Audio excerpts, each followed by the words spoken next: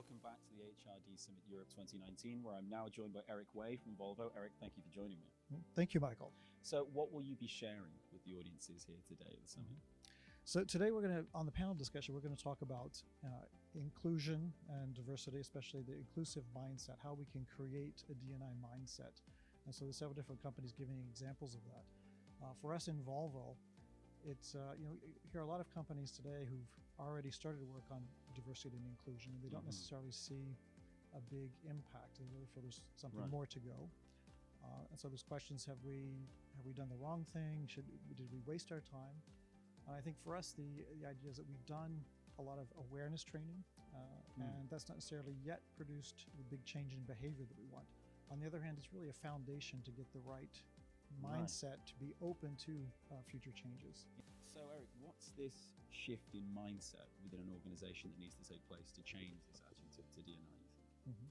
Well, Michael, I think we've worked a lot to create a fertile or positive mindset towards D&I, and we know that it's generally understood now as an important topic.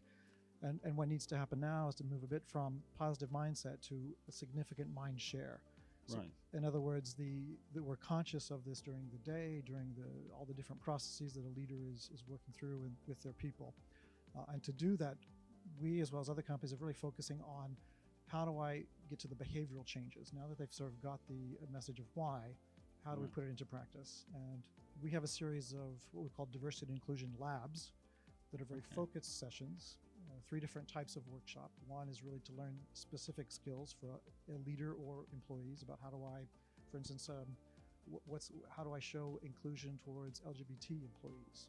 Or how do I recruit despite unconscious biases? We also have labs where a lot of times we don't understand the actual problem. So we create a real listening space. We call this a bounce lab, to bounce ideas off each other. And it's a very specific process where the leaders and employees can share their minds without judgment in a safe space, and also have a variety of perspectives on the table. And then the last type of lab we have is where we actually take that information and we use design thinking to co-create solutions to these diversity challenges. So it's really getting down to what can I put into practice. I think that what you said about that lack of judgment being as well is so important, being able to feel free to say those things and change those ideas and have that space to do it. But I think if you could give one tip to people who can't be in your session today, but those HR leaders, those business leaders who want to start to make that change in their approach to D&I, what do you think that one tip would be? Yeah, I would say we're often tempted in HR to think that we have to save the world, because we see what's coming, we see the problem.